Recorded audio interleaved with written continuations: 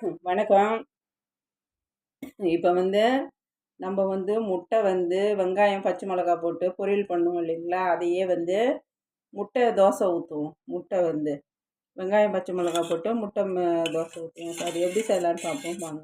First ஒரு 5 முட்டையை உடச்சி இது போல் ஒரு பாத்திரத்தில் ஊற்றிக்கின்னு அப்புறம் அதில் வெங்காயம் நம்ம சேர்த்துக்கிறோம். நறுக்கின வெங்காயத்தை சேர்த்துட்டு அதுக்கப்புறமா என்ன பண்ணுறோம், பச்சை மிளகாயை சேர்த்துக்கிறோம்.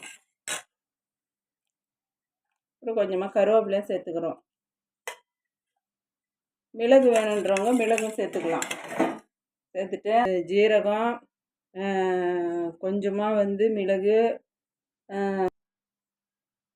இது வீட்டிலே நுனி கொண்டு கரம் மசாலா பொடி, பட்டை, லவங்கம், பெருஞ்சீரகம், கிராம்பு, பட்டை எல்லாத்தையும் போட்டு நுணுக்கி வச்சுருக்கிறேன்.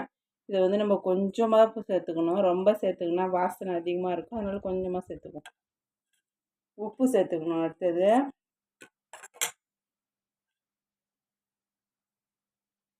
இப்போ உப்பு சேர்த்துக்குவோம். கொஞ்சமாக குழம்புத்தூள் போட்டுக்கணும். இது மசாலா முட்டை ஆம்லேட். இது காய வச்சுட்டு கொஞ்சமாக எண்ணெய் விட்டுட்டு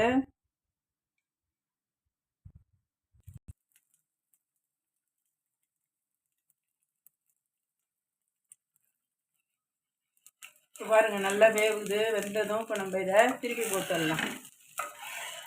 இது நல்லா வெந்துருச்சுங்களா? இப்போ இந்த ஸ்டேஜில் நம்ம இதை திருப்பி போட்டுடலாம்.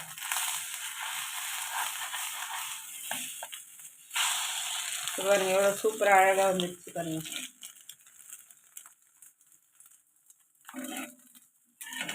இது ரசம் சாதம், சாம்பார் சாதம், காரக்குழம்பு எது கொண்டாலும் தொட்டுக்கின்னு சாப்பிட்டோம்னா நல்லா டேஸ்ட்டாக இருக்கும். குழந்தைங்களுக்கும் இது போல் கொடுக்கலாம். ஸ்கூல் போகிற பிள்ளைங்களுக்கும் இது போல் கொடுக்கலாம். காரக்குழம்பு ஊற்றி சாப்பிட்டா இன்னும் நல்லா டேஸ்ட்டாக இருக்கும்.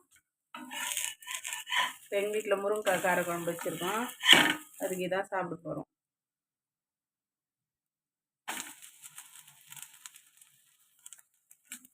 இதுமாரி செய்யுங்க, சாப்பிடுங்க. நன்றி, வணக்கம்.